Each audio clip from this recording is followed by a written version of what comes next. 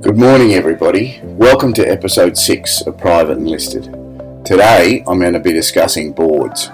It's a topic that I don't need to interview anybody about. I've got plenty of expertise and experience myself, which I'd like to share with you. And of course, I welcome any comments on Heyjamie at privateandlisted.com on your thoughts. But I want to discuss today boards, whether they're real or junkets. I've got experience from being on boards. I've got experience from being invited onto boards and saying no.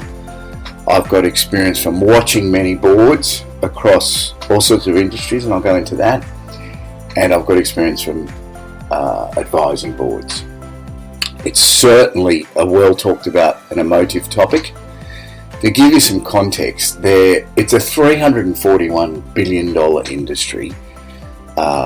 Advisory board coaching, and I still reckon 2 out of 3 board members underperform, but that's a huge industry, people coaching people to be board members. So let's get into it. I hope you've all had a good week, and let's go from here. Stakeholders and investors want boards to do their job, which is to keep them informed. Investors and stakeholders can deal with good news and they can deal with bad news. What they can't deal with is not being informed. So at the outset, boards are there to keep people updated. CEOs and managing directors do that, but it's a board's responsibility to communicate what they believe is true and fair and what's going on. 2 types of board members. There are board members that have expertise and independent. Let's go through some of the things that are important. Accounting, legal, in the modern world, digital transformation, marketing and communication, and networks. There's room for wise men and wise women on boards who have extensive networks. So there's room on boards for those skills and expertises. That, in my opinion, from watching everything, 5 to 7 people is about the max of any board. Once you go over that, you can't reach any consensus. You can't get anything done, whether it's in the meeting or post the meeting. And agendas get thrown out of kilter. I've had examples in Asia where where I lived and worked for a long time, where there were 27 board members. It doesn't matter, it was a school community. 27 people can't agree to anything, on anything at any time. And very difficult because the direction of the group of schools just doesn't get anywhere. That's just one example, but that's a ridiculous example, and nobody could believe it, but people wanted to get on there to voice their opinion. But about 5 to 7 is manageable. Again, using those skills that I mentioned a minute ago, that bring those together, are important. The chairman's role is vital, and the chairman's role is vital because they initially are the go-between between the CEO or the managing director who's either running the commercial business or an NFP NGO, and many of them are listed companies. So we'll get into that in a minute. But the CEO's role, the chairman's role is to keep board agendas and meetings on track. And what I mean by that is there might be 8 agenda items on a board minutes paper, which everyone should have read before they go in there, and if they haven't, they shouldn't be on the board anyway. But the chairman's role is to prioritise that. If it's a fixed time, and you've got senior executives in there and they're committing their time to it, then that's fine. You can keep to the fixed time. But if there's a really important agenda item on that board minutes, the chairman's job is to address as much time as needed to that important point. It's not to go 1, 2, 3, 4, 5, 6, 7, 8 and just tick, tick, tick. That's not the chairman's role. Okay? CEO should have communicated to the chairman as to what's going on, so the chairman can update the other board members, and often the CEO's in the board meeting anyway. The board's role is to question, critique, and above all support the CEO in their role. Okay, the CEO's role is to perform the mandate of either the listed company, the private company, or the NGO NFP. And a good CEO will be on top of governance, strategy, mandate, and doing the job. Board's role is oversight of that. It's you can challenge. It's good to challenge the CEO. It's good to critique the CEO, but do it in a positive way. If you don't think the CEO is doing a good job, then just replace them. So mostly they are doing a good job, and they care about it, and they communicate up. This then leads us to, so the chairman is orchestrating the meeting. It's all going well. You're discussing, are we scaling the business? Are we winding down the business? Are we diversifying the business? And this is where the board is important, because sometimes a CEO, and I've seen examples of this, I've been involved in it, where the CEO wants to turn left or turn right away from the core mandate. Wow, I've been through it. It's an emotive time where the board does have to switch into gear and say, okay, are we doing the right thing here? Is it done?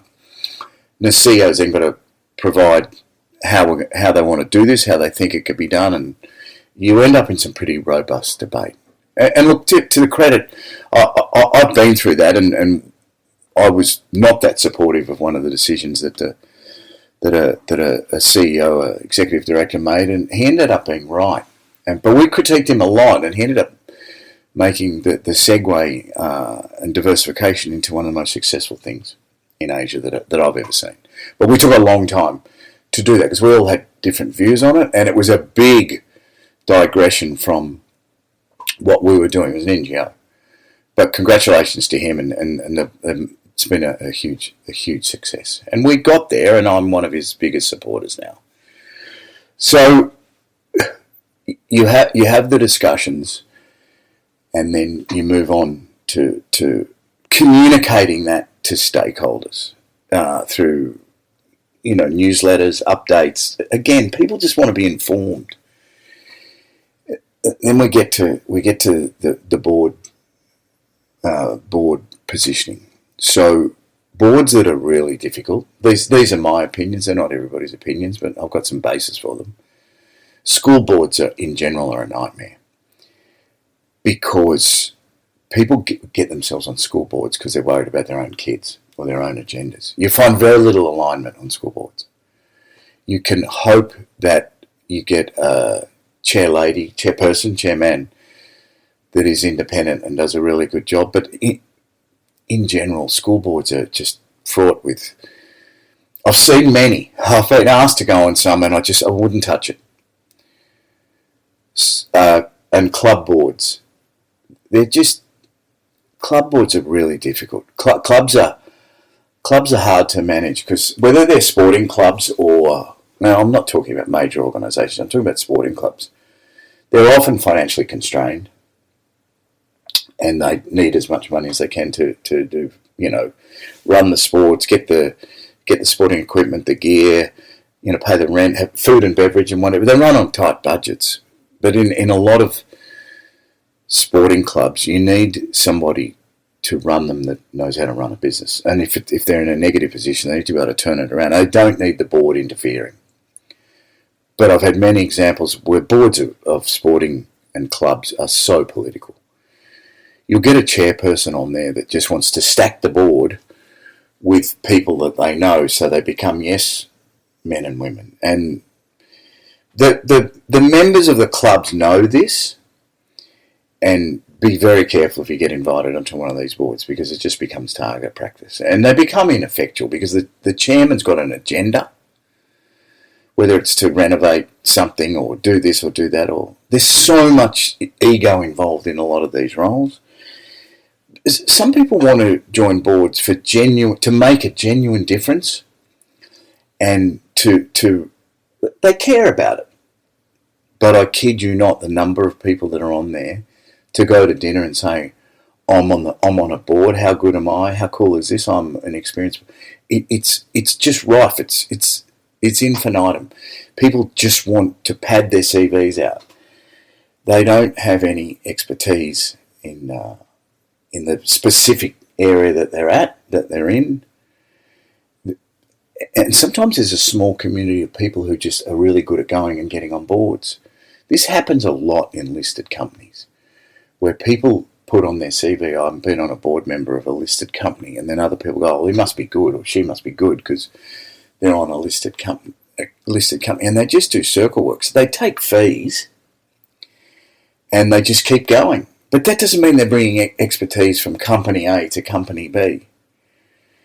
If you're a CEO or an owner of a private company and you need a board, you should put independent people on there, because it actually translates. When you're looking to sell your business going forward or transition the business, an independent board makes a huge difference. You know, you're dealing with audit committees here. You're dealing with governance. These things are important, and in the current modern world, governance and compliance are right up there. So you need it on the board. You certainly need it within your business, and the assumption is that most people that are running businesses do. This is a bugbear of mine. Family and friends, right? People often feel safe by putting friends or family on the board. If you're on a company, if you're a family office and you own a company, having a family member on there is no problem at all, because you're looking after your own asset, which you probably majority own anyway. But in a lot of other companies, private and listed, people just go, oh, I feel safe with this person on board. I know them.